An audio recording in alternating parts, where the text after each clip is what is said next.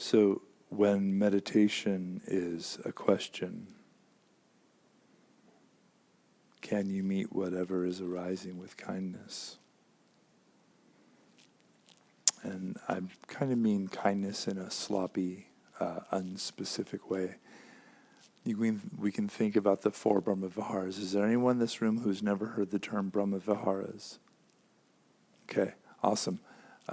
Please allow me to tell you. So, the historical Buddha taught these 4 heart states that he felt were really important to the practice and to being a good human, being a flourishing human. And it's funny that we don't hear a lot about this kind of stuff in school, but I guess you get what you, as a society, what you want. These 4 wholesome heart states, according to the Buddha, were the optimal way of being, the optimal kind of psycho-emotional way of functioning in the world. And they are loving kindness, compassion, joy at the joy of others, and equanimity.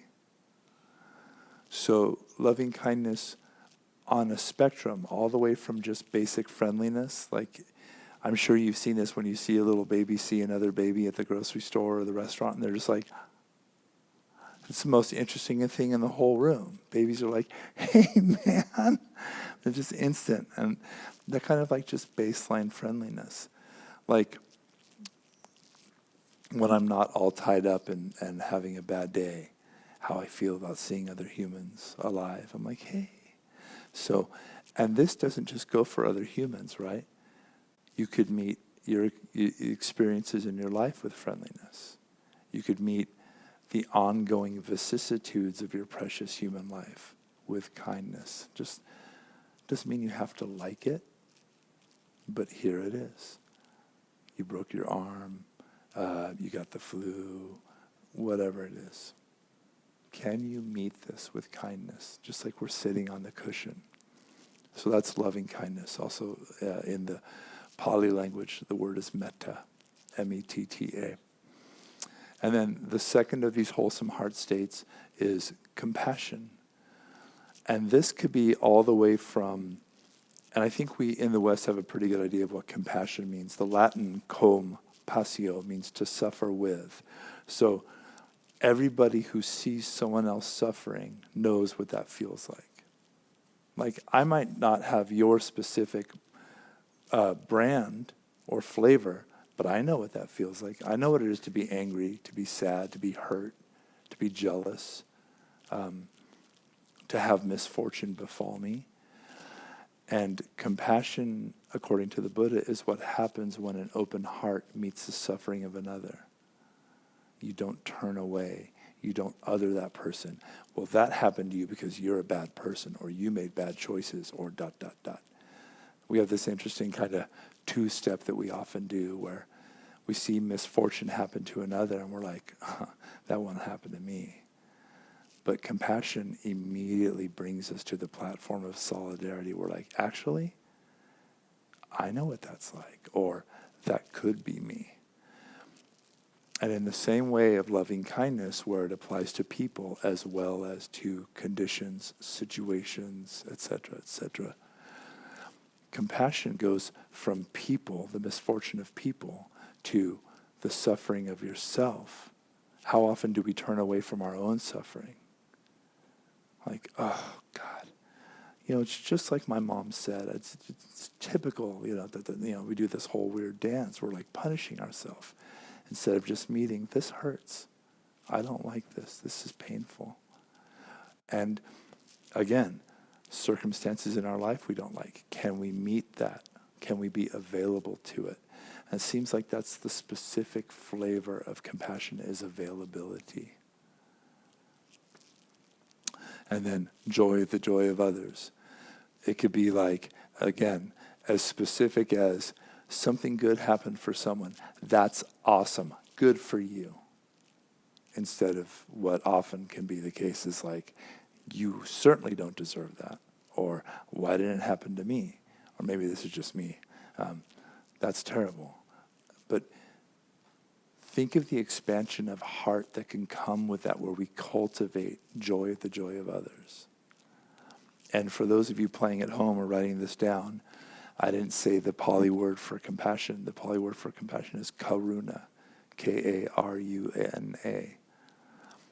And the Pali word for joy at the joy of others. Again, isn't that funny? You've probably heard the word schadenfreude, right? German word meaning like happiness at the misfortune of others. There's no word for the opposite in German. And there's certainly no word for the opposite in English. We have to have a whole bunch of words. Joy at the joy of others. Too bad we don't have a word for that. But yeah. And then the final is equanimity.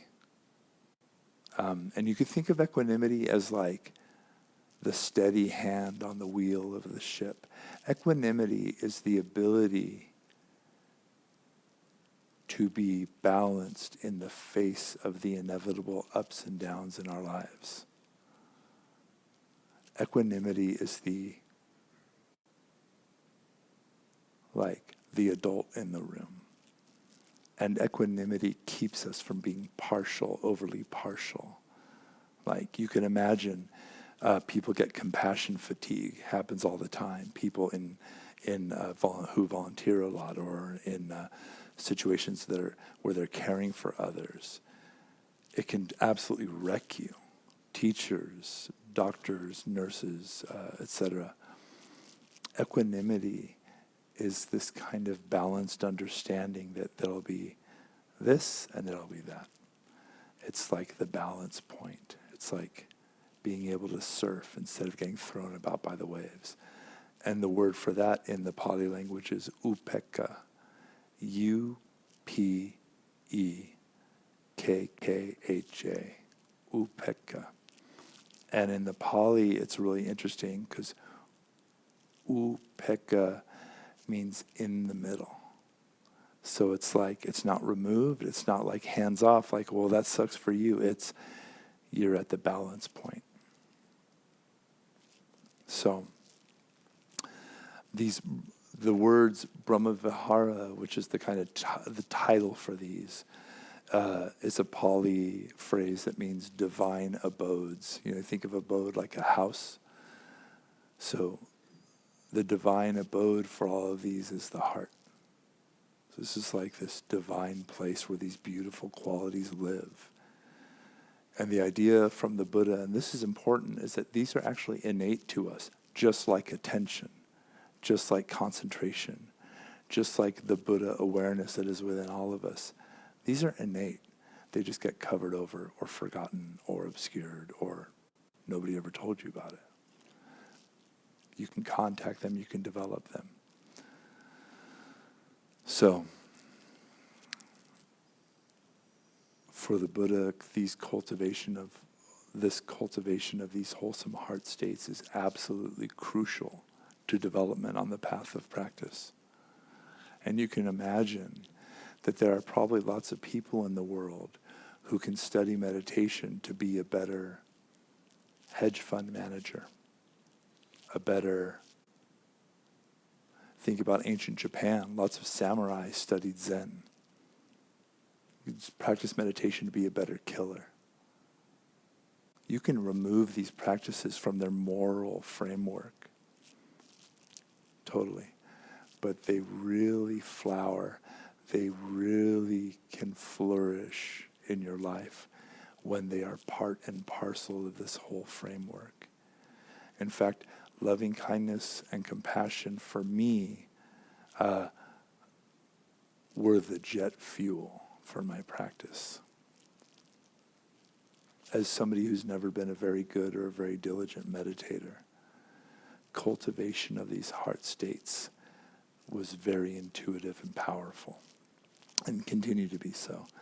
And it's interesting to me that as the years go on, I find less and less difference between cultivation of attention, sensory clarity, mindfulness, and just simple cultivation of kindness, compassion, etc., etc. So, that being said, this is the time of the night when we see if we can, or we practice directly contacting, meeting, activating these states.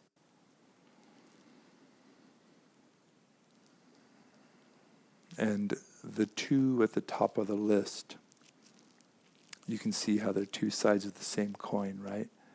Metta and karuna, kindness and compassion. Kindness is just like, I want to be happy. I know you want to be happy. May I be happy. May all beings be happy. Hey, Bob, I hope you're happy. Have a good day. Hey, stranger, have a good day. Hey, self, have a good day. And then compassion. Oh, I'm sorry you're not having a good day. I know what that feels like. I'm sorry.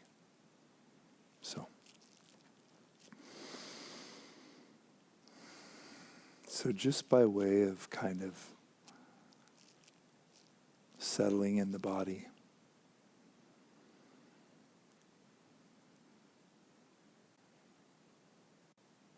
and again, it's kind of like the same question. Can you meet what is arising with kindness and compassion, with friendliness and availability?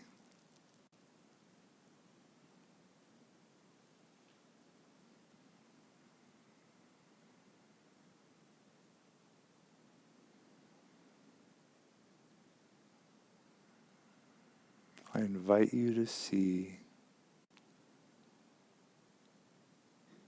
if holding that in your mind can begin to have a flavor. Can you feel it in your body? Even just contemplating, what would it feel like to hold myself in kindness and compassion?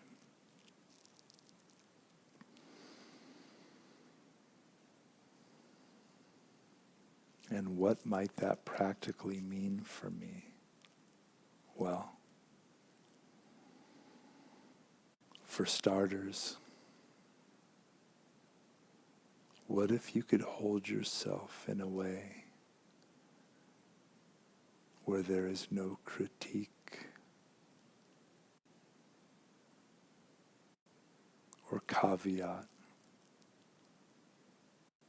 or conditionality?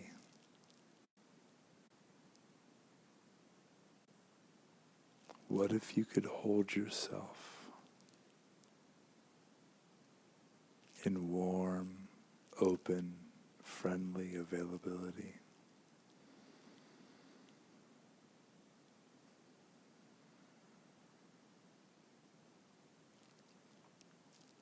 The way an ideal parent or mentor or caregiver would.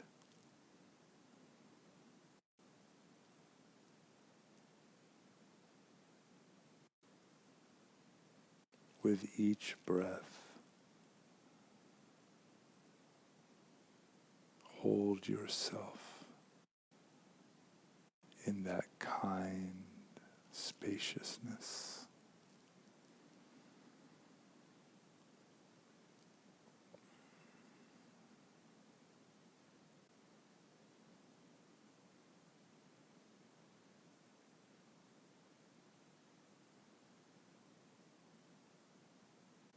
And by way of arousing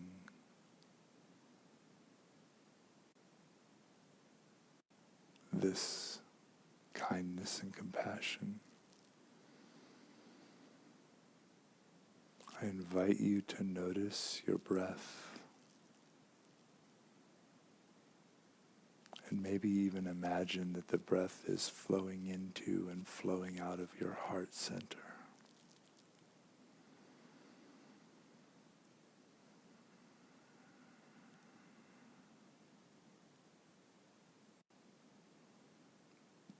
This warm, beautiful energy.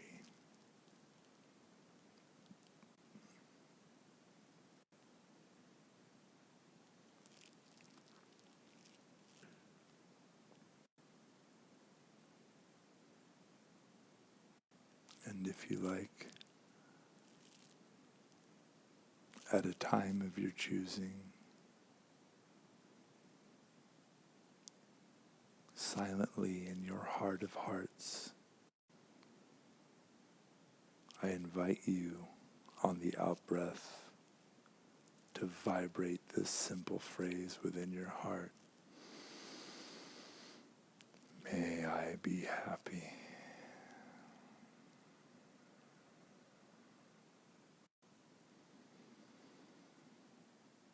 Just see how it feels.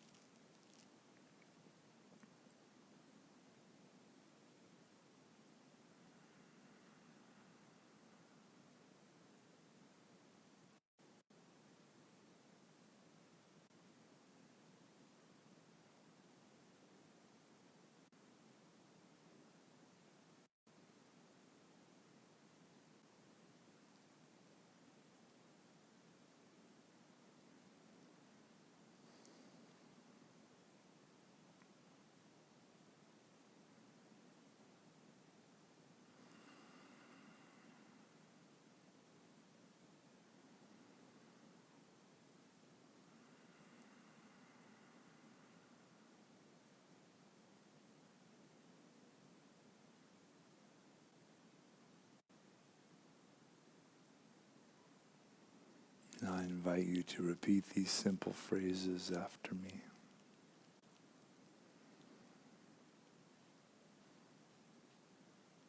And they have a sound, and they have a meaning. And you can even imagine the sound vibration resonating from you and spreading through the room, spreading through this world. May I and all beings be happy and safe from harm. May I and all beings be happy and safe from harm.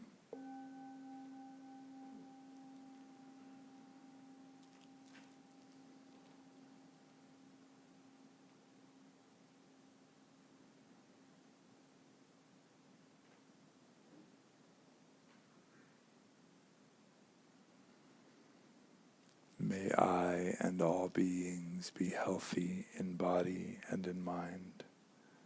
May I and all beings be healthy in body and in mind.